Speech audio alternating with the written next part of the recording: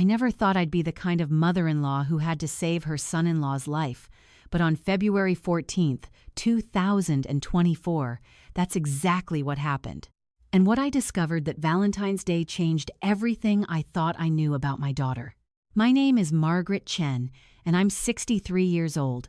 I live in Mississauga, Ontario, about 30 minutes from where my daughter Rebecca and her husband Thomas lived.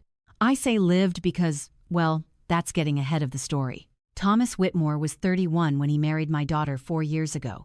He was a middle school science teacher at a school in Toronto, one of those rare educators who could make chemistry exciting for 12-year-olds.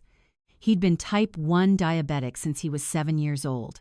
I remember Rebecca telling me about his condition on their third date, and I'd been impressed by how matter-of-factly she handled it. "Mom, it's just part of who he is," she'd said. "I'm going to learn everything I need to know to keep him safe." For the first 2 years of their marriage, she seemed to keep that promise. I'd see them at Sunday dinners, and Thomas always looked healthy, if a bit thin. Rebecca would remind him to check his blood sugar before meals, would pack his glucose tablets in his work bag. She seemed attentive, caring, exactly the kind of partner someone with a chronic condition needs. But then, about 18 months ago, something shifted. Rebecca had always been interested in fitness, but around that time, she started what she called her wellness journey.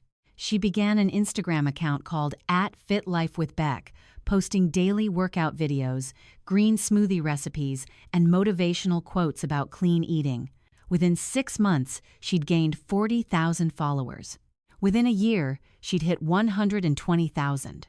The followers came with opportunities, brand deals, sponsored posts. Rebecca quit her job as a dental hygienist to focus on content creation full-time. She was making good money, she told me, better than she ever had at the clinic. She started calling herself a wellness influencer and lifestyle coach. I was happy for her success. What mother wouldn't be? But I started noticing things during our Sunday dinners. Thomas was losing weight, but not in a healthy way. His face looked gaunt, his movements slower. When I'd ask him how he was feeling, he'd force a smile and say he was fine, just tired from work.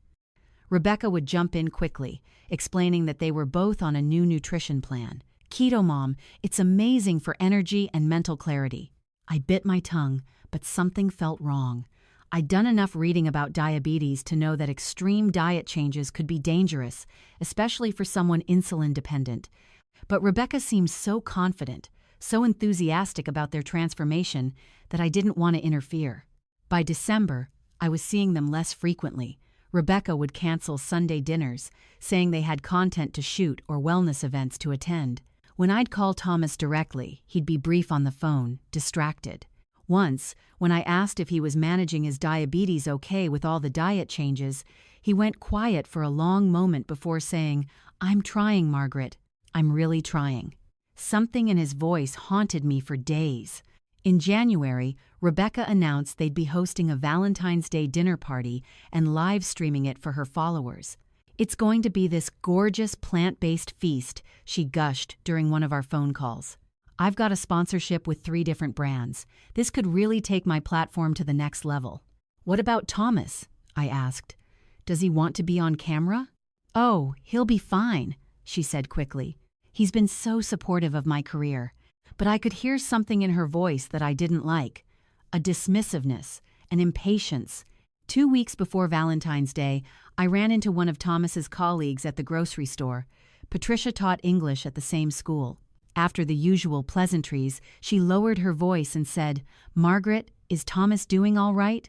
We're all a bit worried about him." My heart clenched. "What do you mean?" "He's just been so out of it lately. Last week, he nearly passed out during lunch. We had to make him sit down and eat something. And he seems confused sometimes, like he's having trouble focusing." She hesitated. "I know it's not my place, but has he been managing his diabetes properly?" I felt cold all over. "I don't know," I admitted. "I haven't seen much of him lately." Patricia touched my arm. "Maybe just check in on him? We care about him. He's a wonderful teacher, but something's not right." I called Thomas that night. It rang 6 times before Rebecca answered his phone. "Oh, hey Mom. Thomas is resting. Can I have him call you back?" "Rebecca, I need to talk to him. Is he all right? He's fine, just tired.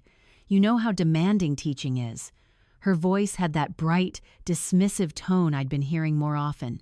We're actually super busy prepping for the Valentine's live stream. Can this wait? No, I said firmly. Put him on the phone, please. She sighed, audibly annoyed. Hold on. When Thomas finally came on the line, his voice sounded weak, almost slurred. Hey, Margaret. Thomas. Honey. Are you feeling okay? Your colleague told me you haven't been well. I'm fine. Just adjusting to the new diet. What new diet exactly? You're still taking your insulin, aren't you? There was a pause. Too long. Rebecca's helping me optimize my protocol. She's been doing a lot of research on how type 1 diabetics can reduce their insulin dependency through diet and lifestyle changes. My blood ran cold. I'm not a medical professional, but I know enough to understand that type 1 diabetics don't produce insulin. You can't diet your way out of needing it.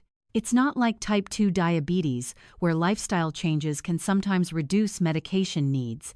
Type 1 diabetics need insulin to live, period. Thomas, please tell me you're still taking your insulin regularly. Rebecca says I was taking too much, that pharmaceutical companies want us dependent on their products. She's been helping me cut back gradually so my body can learn to regulate itself naturally. I felt like I'd been punched in the stomach. Thomas, that's not how type 1 diabetes works. You need insulin. Please tell me you understand that. I have to go, Margaret. Rebecca needs help setting up lighting for tomorrow's shoot. His voice sounded defeated, exhausted. I'll talk to you soon, okay? He hung up before I could respond. I didn't sleep that night. I spent hours researching, confirming what I already knew. What Rebecca was doing wasn't just ignorant, it was deadly. Type 1 diabetics who don't get proper insulin can develop diabetic ketoacidosis, a condition where the body starts breaking down fat for energy because it can't use glucose. It can lead to coma, organ failure, death. The next morning, I called Rebecca. We need to talk about Thomas's insulin. Mom, I don't have time for this. The Valentine's event is tomorrow, and I have a million things to do. Rebecca Ann Chen, you listen to me. Thomas needs his insulin. What you're doing is dangerous. You don't understand the wellness industry, Mom. There are plenty of people who've reversed their dependency on medications through proper nutrition and lifestyle changes. I've been researching this for months. I have a responsibility to my followers to show them what's possible. Your followers? I was shaking with anger. What about your responsibility to your husband, to keep him alive? Don't be so dramatic. Thomas is fine. He's just going through an adjustment period. His body is detoxing from all the chemicals and processed foods. His body is shutting down because you're withholding life-saving medication. I'm not withholding anything. Thomas is an adult who makes his own choices. Now I really have to go. I'll talk to you after the live stream tomorrow. She hung up. I sat there, staring at my phone, my mind racing. I thought about calling the police, but what would I say? My daughter is giving her husband bad medical advice? Thomas was an adult, as Rebecca said. If he was choosing to follow her guidance, could anyone legally intervene? But I kept thinking about his voice on the phone, that defeated, exhausted tone, and I realized something. Thomas wasn't making choices anymore. He was being controlled, manipulated, worn down until he couldn't think straight anymore. That's what abusers do. They isolate their victims, make them doubt their own judgment, convince them that up is down and dangerous is safe. My daughter had become an abuser, and she was using her platform, her influence, her projected image of wellness to justify it. I made a decision. I would drive to their house the next day, Valentine's Day, unannounced. I would see Thomas with my own eyes, and if he needed help, I would get it for him, whether Rebecca liked it or not. February 14th dawned cold and gray, typical Ontario winter weather. I left my house at 4 in the afternoon, planning to arrive around 4:30 before Rebecca's live stream was scheduled to start at 6. The drive felt longer than usual, my anxiety building with every kilometer. Their house was in a newer subdivision in Oakville, a pretty 2-story, with gray siding and black shutters. As I pulled up, I could see lights on inside, and through the large front window, I could make out people moving around preparing for the event. I parked on the street and walked up to the front door. Before I could knock, it swung open, and Rebecca stood there in a stunning red dress, her makeup perfect, her smile bright and cold. "Mom, what are you doing here?" "I came to see Thomas. We're about to start a live stream. This really isn't a good time." "Where is he, Rebecca?" "He's resting. He hasn't been feeling well today, so he's going to skip the live stream. Now you really need to go." I looked past her into the house. I could see the dining room set up beautifully, candles everywhere, a gorgeous spread of food, ring lights positioned around the table. Several people, presumably her filming crew, were adjusting equipment. It looked like a magazine spread, perfect and artificial. "I want to see him." "Mom, please don't make a scene." "Then let me see my son-in-law." We stared at each other for a long moment. Finally, she stepped aside. "Fine. He's in the garage. He wanted some quiet." The garage. Something about that detail made my pulse quicken. Why would someone who wasn't feeling well be resting in a garage in February in Canada? I walked quickly through their house, past the perfect Valentine setup, past the confused looks from the filming crew. The door to the garage was closed. I opened it. The garage was dim and cold, barely warmer than outside. And there, slumped against the wall next to Rebecca's car, was Thomas. For a second, I thought he was dead. His skin was pale, almost gray. His lips had a bluish tint. He was sweating despite the cold, and his breathing was rapid and shallow. His eyes were half open but unfocused. On the floor next to him was his blood glucose monitor. I grabbed it, my hands shaking, and looked at the last reading, 41 milligrams per deciliter. Normal blood sugar is between 70 and 100. Below 54 is considered severely low. Thomas was in the danger zone, on the verge of losing consciousness completely, possibly slipping into a diabetic coma. "Thomas!" I dropped to my knees beside him, grabbing his face. "Thomas, can you hear me?" His eyes tried to focus on me. "Margaret?" His voice was barely a whisper. "Where are your glucose tablets? Your emergency sugar?" Rebecca took them. Said I was using them as a crutch. Said I needed to push through. Rage like I've never felt before flooded through me, but I didn't have time for it. I needed to get sugar into him, fast. I ran back into the house. Rebecca was in the dining room, adjusting a centerpiece. I grabbed her arm, probably harder than I should have. "Your husband is dying in your garage. Where are his glucose tablets?" She pulled her arm away, glancing nervously at her crew. "Mom, lower your voice. He's just tired. He needs to rest. His blood sugar is 41. He needs sugar. Now."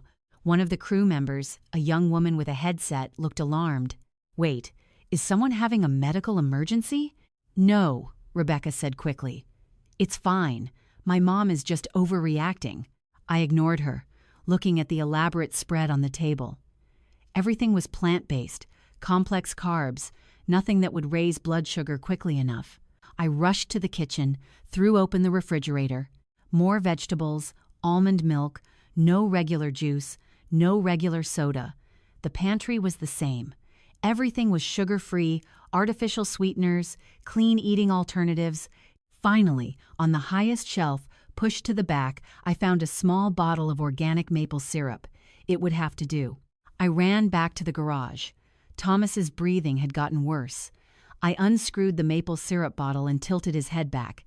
"Thomas, I need you to swallow this. Can you do that for me?" He managed a weak nod. I poured some of the syrup into his mouth, maybe a tablespoon, then waited. His throat worked as he swallowed. "More," I said, giving him another dose. Behind me, I heard Rebecca's voice. "Mom, what are you doing? Do you have any idea how many calories are in that? How much sugar?" I turned around and looked at my daughter. Really looked at her. At this woman in her perfect red dress with her perfect makeup, more concerned about calories and sugar content than her husband's life. And I said 6 words that I will never forget, and neither will she. "Your followers or his life, Rebecca?" The color drained from her face. Behind her, I could see members of her crew looking confused, concerned. One of them had their phone out. "That's not fair," Rebecca said. but her voice wavered. "You don't understand. I've worked so hard to build this platform. This live stream is going to be huge. I have sponsors, commitments. Your husband is dying." "He's not dying. He's just being dramatic because he doesn't want me to succeed. He's always been jealous of my followers, of the attention I get." The young woman with the headset stepped forward. "Rebecca, I'm calling 911. This guy needs an ambulance." "No!" Rebecca's voice was sharp. "You're not calling anyone. This is my event, my house, and I'm not letting my mother's hysteria ruin the most important night of my career." But the young woman was already dialing. "Yeah, hi, I need an ambulance at 87 Brookfield Avenue in Oakville. We have a man, early 30s, diabetic emergency, blood sugar of 41, semi-conscious." She gave more details while Rebecca stood there, her perfect image cracking. I went back to Thomas, sat beside him, and held his hand while we waited for the paramedics.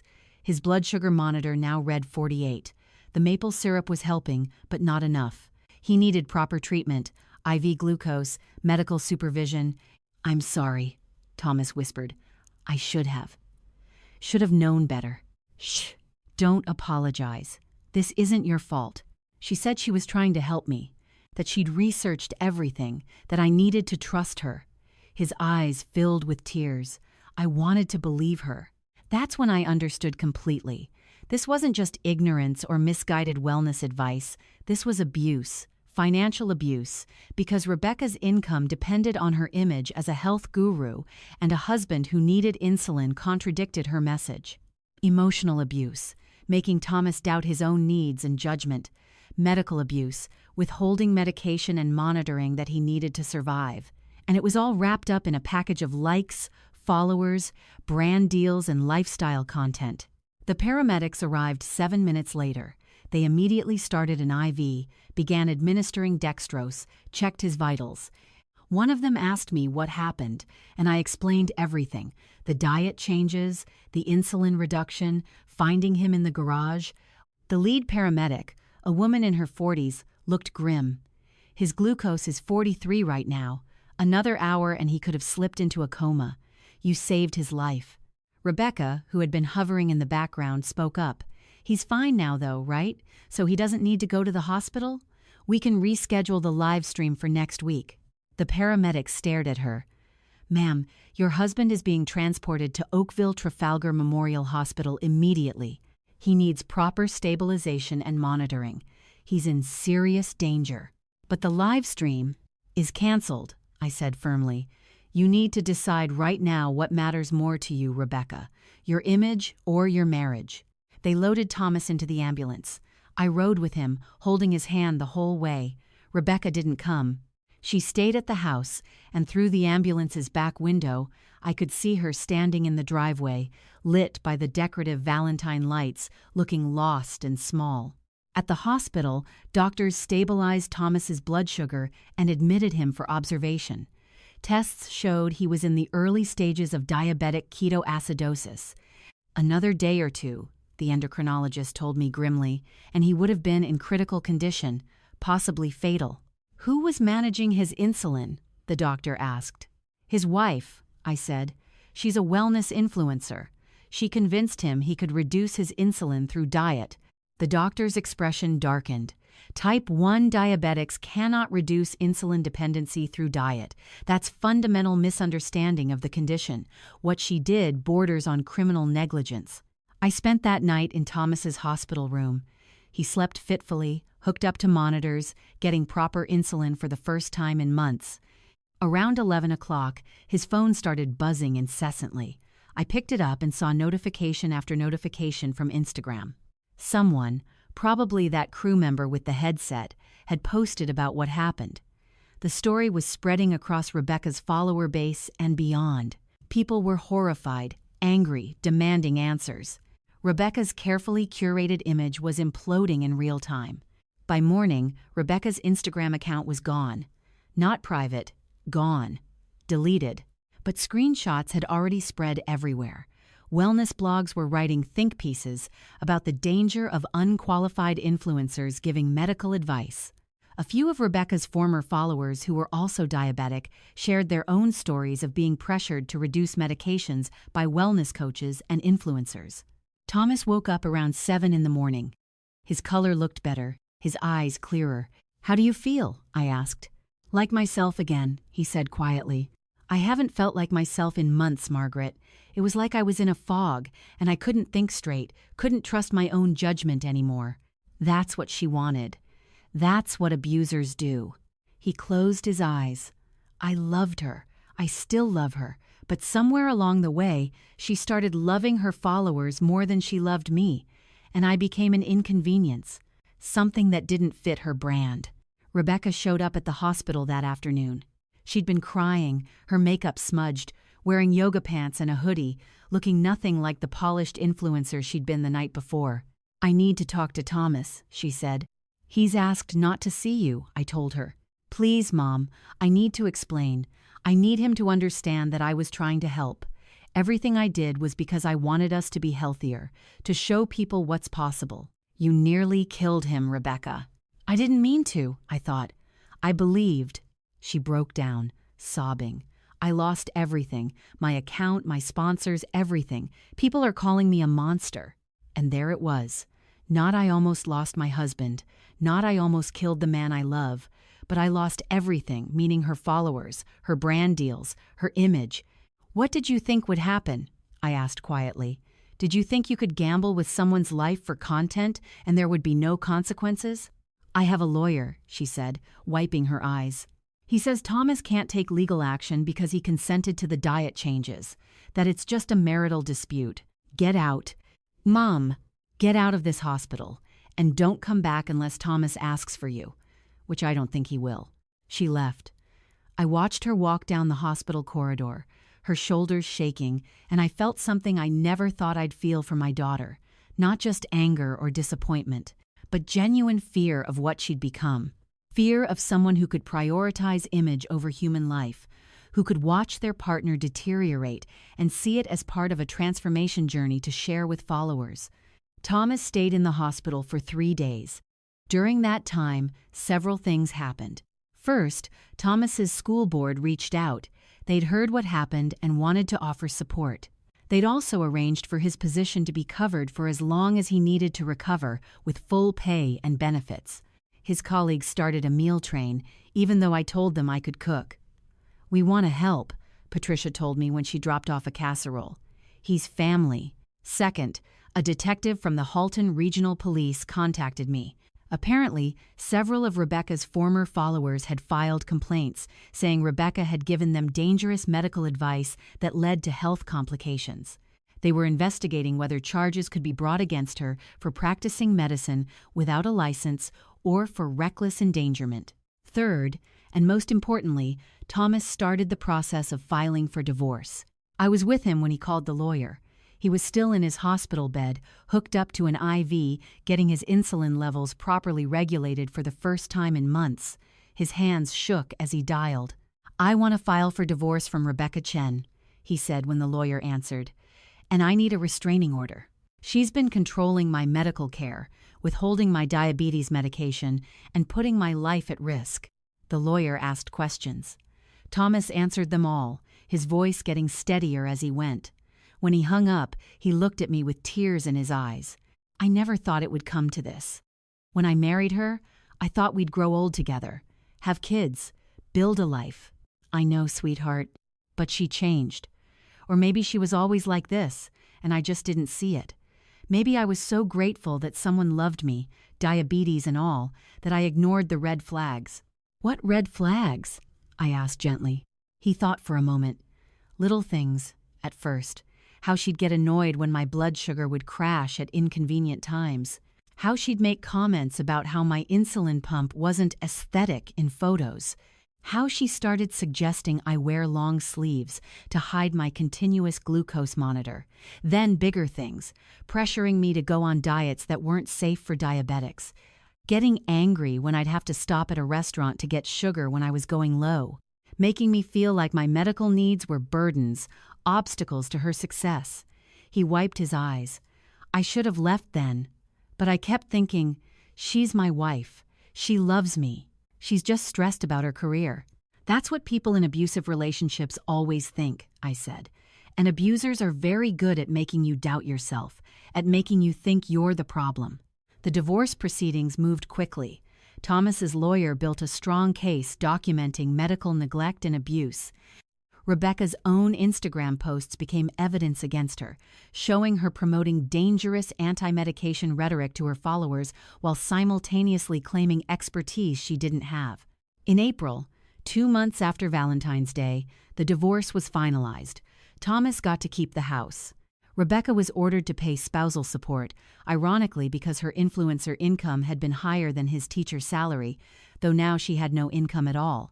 Her lawyer tried to argue that her account being deleted was Thomas's fault, but the judge shut that down quickly. Your client's account was deleted because of her own documented negligence and dangerous behavior, the judge said. Mr. Whitmore is not responsible for the consequences of Miss Chen's actions. The detective also moved forward with charges. Rebecca was ultimately charged with criminal negligence causing bodily harm. She pleaded no contest, was given 2 years probation, 300 hours of community service, and was permanently prohibited from giving any form of medical or health advice, online or otherwise. Several of her former brand sponsors also sued her for breach of contract and damage to their brands. She lost everything.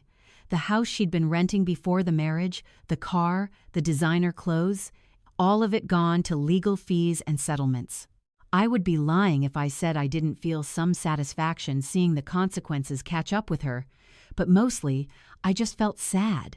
Sad that my daughter had lost herself so completely in the pursuit of digital validation that she'd nearly killed someone she'd promised to love and protect.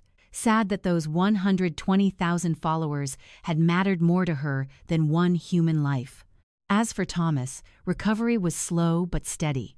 Physically, it took about 3 months for his body to recover from the months of inadequate insulin and improper diabetes management. Emotionally, it took longer.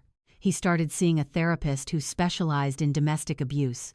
It took him a while to accept that's what he'd experienced. Men aren't supposed to be victims, he said, especially not of their wives. But gradually, he healed. He went back to teaching in September. His students made him welcome back cards and a banner. Some of them told him they'd seen the news and were glad he was okay. He used it as a teaching moment, talking to them about science literacy, about the difference between social media influencers and actual medical professionals, about how to evaluate health information critically. In November, about 9 months after Valentine's Day, Thomas started dating again. Her name was Jennifer Park, and she was a nurse who worked in the endocrinology department at the hospital where he'd been treated. They'd met during one of his follow-up appointments. She was 33, warm and funny, with a real understanding of diabetes management because she worked with diabetic patients every day. He brought her to Sunday dinner in December. I watched them together. How she reminded him gently to check his blood sugar before eating, how he did it unselfconsciously, how she asked him genuine questions about how he was feeling, not because she wanted to control him, but because she cared. After dinner, when Jennifer was helping me with dishes and Thomas was watching hockey in the living room, she said quietly, "I want you to know I'll never do what Rebecca did. I see this kind of neglect sometimes in my work, family members or partners who think they know better than doctors, who withhold medications or push dangerous diets. It's heartbreaking and infuriating. Thomas deserves someone who supports his health, not someone who sees it as a flaw to fix." I hugged her right there in my kitchen, dishes forgotten. They got married in June of last year, a small ceremony at a garden in Burlington. Thomas asked me to walk him down the aisle since his own mother had passed away years before. Standing next to him, watching him look at Jennifer with such love and trust, I thought about that terrible February night, about finding him in that garage, about how close we'd come to losing him. During his vows, Thomas said something that stuck with me. "You see all of me, including the parts that need insulin and glucose monitors and careful management, and you don't see those parts as flaws or inconveniences. You see them as just part of who I am, part of the person you love. That's what real love is." Jennifer is 5 months pregnant now. They're having a girl. They're going to name her Margaret. As for Rebecca, I haven't spoken to her since that day at the hospital. She tried to reach out a few times in the early days, emails and texts that I deleted without reading. About a year after everything happened, she sent a handwritten letter to my house. I almost threw it away, but curiosity got the better of me. In it, she apologized. She said she'd been in therapy, that she was starting to understand how toxic her relationship with social media had become, how she'd lost herself in the pursuit of followers and validation. She said she'd gotten a job as a receptionist at a veterinary clinic, was living with a roommate, was trying to rebuild her life quietly, offline. She asked if, someday, I might be willing to talk to her again. Not now, she understood that, but someday. I haven't responded. I honestly don't know if I ever will. She's my daughter, and some part of me will always love her. But she nearly killed a good man because of her own vanity and delusion. That's not something I can easily forgive. What I learned from all of this, what I want people to understand, is that abuse doesn't always look like what we expect. It's not always physical violence or obvious cruelty.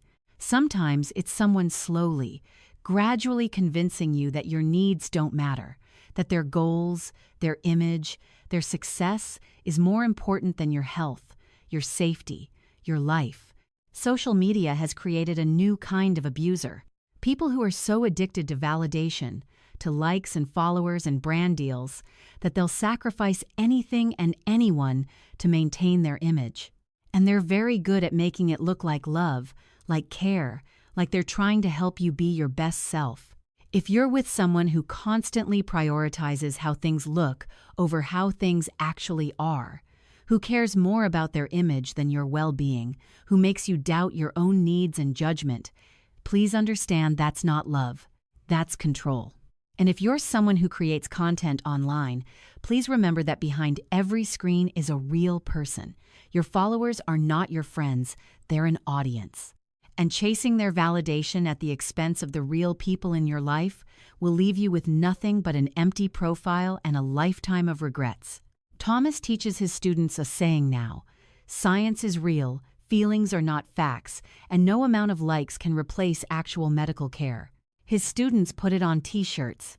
And on Sunday dinners, which happen every week now with Thomas, Jennifer, and soon baby Margaret, we don't allow phones at the table. We talk, we laugh, we're present with each other. Because that's what matters. Not followers or brands or image. Just real people, really loving each other, in ways that keep each other safe and whole and alive. That's the only wellness advice worth following.